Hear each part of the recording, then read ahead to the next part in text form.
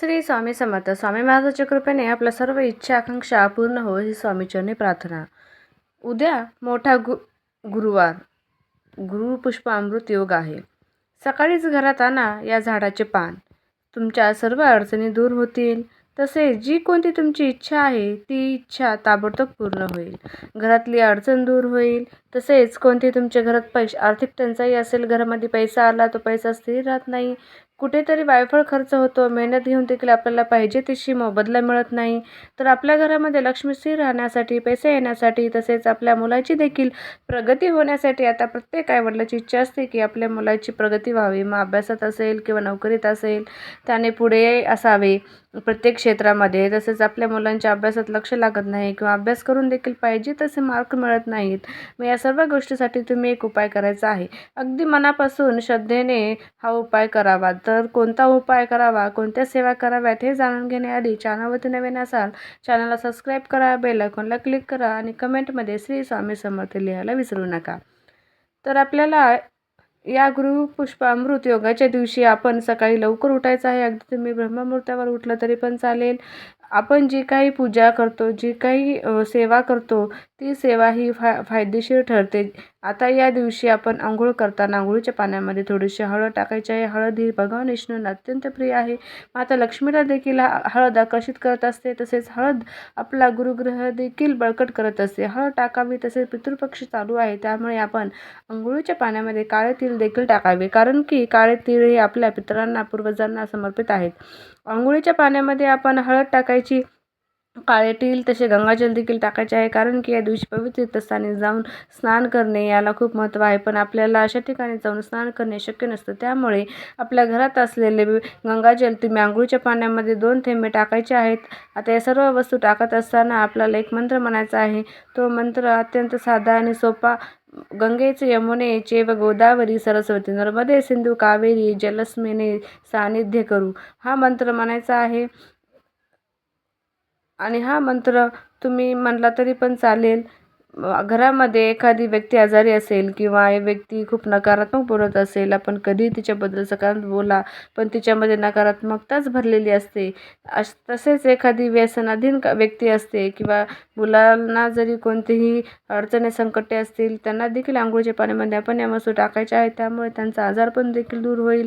त्यामध्ये असणारी नकारात्मक ऊर्जा ही काही आहे ती संपुष्टात येईल आणि अगदी घरामध्ये लहान वृद्ध व्यक्ती असो, प्रत्येकाच्या अंघोळीच्या पाण्यामध्ये तुम्हाला ह्या 3 वस्तू टाकायच्या आहेत.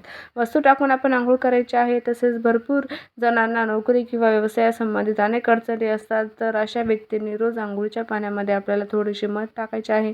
अगदी तुम्ही 2 थेंब मध अंघोळीच्या पाण्यामध्ये रोज टाकून अंघोळ जरी केली तरी तुम्हाला नोकरीमध्ये देखील यश मिळेल किंवा तुमचा व्यवसाय असेल तो व्यवसाय देखील व्यवस्थितरित्या चालेल. मग महिला असेल किंवा पुरुष असतील, व्यक्ती घरामध्ये कमवती असेल, त्या व्यक्तीच्या अंघोळीच्या पाण्यामध्ये आपण 2 थेंब मध ही जरूर टाकायची आहे. आता या गुरुपुष्प अमृतच्या योगाच्या दिवशी आपल्याला माता लक्ष्मीची देखील पूजा करायची आहे. तसेच आपण या दिवशी पितराची देखील सेवा करायची आहे. आता आपलं जिथे देवघर आहे तिथे तुम्ही माता लक्ष्मीची पूजा करू शकता. एखादा चौरंग मांडून त्वरित लाल वस्त्र टाकायचं आहे त्यावरती. त्यानंतर आपल्याला एक दिवा प्रज्वलित करायचा. या दिव्यामध्ये शुद्ध तुपाचा, तेलाचा किंवा मोहरीचा तेलाचा दिवा सुद्धा तुम्ही प्रज्वलित करू शकता. दिव्यामध्ये चिमूटभर हळद टाकायची आहे. दिव्याला देखील आपण हळदी कुंकू अर्पण करायचे, फूल व्हायचं आहे, अक्षदा व्हायच्या आहेत, दिवा प्रज्वलित करायचा आहे. त्यानंतर माता लक्ष्मीची पूजा करायची आहे.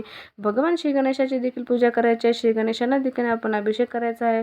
अगोदर शुद्ध जलाने, त्यानंतर पंचामृताने अभिषेक करायचा आणि ओम गणपते नमः या मंत्राचा जप करत राहायचा आहे. आता माता लक्ष्मीची देखील आपण पूजा करायची आहे. आता माता लक्ष्मीची ज्या काही वस्तू प्रिय आहेत त्या सर्व वस्तू आपण माता लक्ष्मीला अर्पण कराव्यात. मग गुलाबाचं फूल असेल, कंबाचं फूल असेल, ज्या काही तुम्हाला सहज उपलब्ध होत असतील त्या वस्तू माता लक्ष्मीला अर्पण करायच्या.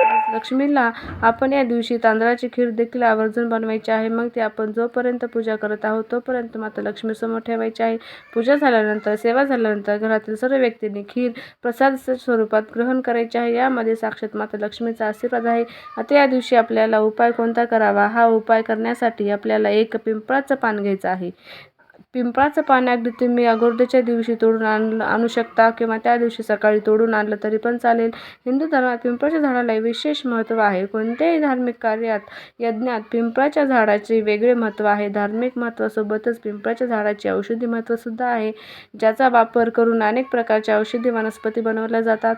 आपल्या विविध रोगापासून आपल्याला बरे करतं. पिंपळाच्या झाडाला स्वतः भगवान श्री कृष्ण वास करतात असे श्रीमद भगवद्गीतेत त्यांनी स्वतः सांगितले आहे.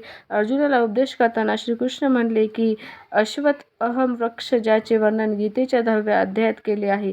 याचा अर्थ सर्व वृक्षांमध्ये मीच पिंपळ वृक्ष आहे. म्हणजेच स्वतः भगवान श्रीकृष्ण पिंपळाच्या झाडात वास करतात. पिंपळाच्या झाडाखाली गवत उगवत नाही, याचा अर्थ नवीन जीवन तयार होण्यास प्रतिबंध होतो आणि त्याच वेळी या झाडावर फळ उगवत नाही. त्यामुळे इतर झाडाच्या प्रमाणात पिंपळाचे झाड शेकडो वर्ष जगते. पृथ्वीवर अनंत काळ राहिल्यामुळे भगवान श्रीकृष्णाने त्याला आपले स्वरूप म्हटले होते. आता हे पिंपळाचं पान आपल्याला घरी आणायचं आहे. आणल्यानंतर प्रथम स्वच्छ धुवून घ्यायचं आहे. घरामध्ये जर गंगाजल असेल तर पाण्यामध्ये 2 थेंब गंगाजल टाकून त्या पाण्याने हे पान स्वच्छ धुवून पुसून घ्यायचं आहे. आता ही सेवा आपल्याला रात्रीच्या 12 वाजता करायची आहे. आता रात्रीच्या 12 वाजता कोणतीही सेवा होत नाही. व्यंकटेश स्तोत्र आपण रात्रीचे पठण करत असतो. पण तसेच तुम्हाला जर भगवान विष्णू आणि माता लक्ष्मीचा आशीर्वाद प्राप्त व्हावा असे वाटत असेल तर आपल्याला ही सेवा रात्रीची 12 वाजता करायची आहे. हे पिंपळाचं पान घ्यायचं आहे. तसेच आपल्याला हळद घ्यायची आहे. हळदीमध्ये 2 थेंब गंगाजल टाकायचं आहे. गंगाजल नसेल तरी शुद्ध जल देखील टाकू शकता. त्यानंतर त्या पिंपळाच्या पानावरती स्वस्तिक काढायचं आहे. आता स्वस्तिक काढत असेल तेव्हा आपण अगदी मनापासून आणि श्रद्धेने आपण हा उपाय ही सेवा करायची आहे. आता स्वस्तिक काढून झाल्यानंतर आपल्याला त्यावरती थोड्याशा अखंड अक्षता अर्पण करायच्या आहेत आणि आपल्याला एका मंत्राचा जप करायचा आहे. मंत्र 7 वेळा म्हणायचा आहे. ओम ह्रीं बृहस्पती नमः. 7 वेळा मंत्राचा जप करायचा आहे. त्यानंतर तुमची जी काही इच्छा आहे, मनोकामना आहे ती भगवान विष्णू माता लक्ष्मीला सांगायची आहे. मग कठीणातली कठीण कोणती इच्छा असो, घरामध्ये पैसा येत नसेल, पैसा स्थिर राहत नसेल किंवा मुलांचे आजारपण असेल, मुलांना नोकरी लागत नसेल, जे काही आहे अगदी मनापासून आणि श्रद्धेने आपण सांगायचे आहे. आणि त्यानंतर जे काही आपण पान आहे ते आपल्याला एखाद्या कागदामध्ये ठेवायचं आहे. आता कागदामध्ये ठेवल्यानंतर हा कागद आपल्याला उशीखाली ठेवायचा आहे आणि रात्री तुम्ही झोपी जायचं आहे. आता दुसऱ्या दिवशी सकाळी उठल्यानंतर तुमची अंघोळ झाल्यानंतर तुम्ही पिंपळाच्या झाडाखाली जायचं आहे आणि पिंपळाच्या झाडाखाली आपण हे पान गाळून यायचं आहे किंवा अगदी तुम्ही हे पान भगवान शिवशंकराच्या मंदिरामध्ये देखील अर्पण करू शकता. यामुळे तुमची जी काही इच्छा आहे, मनोकामना आहे ती लवकरात लवकर पूर्ण होते. तसंच आपण पिंपळाच्या झाडाखाली गेला असाल किंवा मंदिरामध्ये गेला असाल तर परत तिथे गेल्यावरती तुमची इच्छा मनोकामना जी काही आहे ती सांगायची आहे. आता उपाय कोण करू शकतं तर घरातील कोणत्याही व्यक्तीने हा उपाय केला तरी पण चालेल. मासिक धर्म असेल किंवा सुतक असेल तर या काळामध्ये आपल्याला हा उपाय करता येणार नाही. तुम्हाला जर हा व्हिडिओ आवडला असेल तर व्हिडिओ लाईक करा, शेअर करा आणि चॅनलवर नवीन असाल तर चॅनल सबस्क्राईब करून बेल आयकॉनला क्लिक करा. धन्यवाद. श्री स्वामी समर्थ.